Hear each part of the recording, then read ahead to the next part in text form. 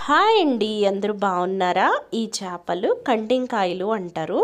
చాలామందికి తెలిసే ఉంటుంది. ఈ చేపల్లో ఎక్కువ ముళ్ళు అనేది ఉంటుంది, కానీ టేస్ట్ అనేది చాలా చాలా చాలా బాగుంటుంది. ఒక్కసారి ఈ విధంగా ట్రై చేయండి.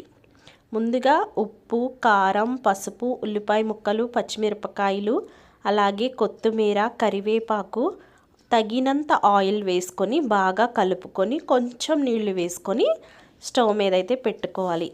ఆయిల్, కారం అనేది చేపల కూరలో ఎంత కరెక్ట్గా వేస్తామో అంత టేస్టీగా అయితే ఉంటుంది.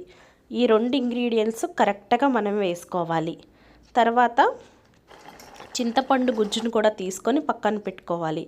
అది కూడా ఈ చేపల పులుసులో తగినంత వేసుకోండి. పులుపు, కారం, ఆయిల్ కరెక్ట్గా ఉండాలి. చేపల పులుసులోకి వెల్లుల్లి, జీలకర్ర పేస్ట్ అండి. ఇది నీసి వాసన అనేది రాకుండా చేస్తుంది.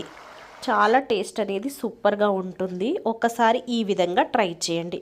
చూడండి, దగ్గరికి ఎగిరిపోయింది. అంతే, మన చేపల పులుసు రెడీ. ఈ వీడియో నచ్చితే సబ్స్క్రైబ్ టు మై ఛానల్.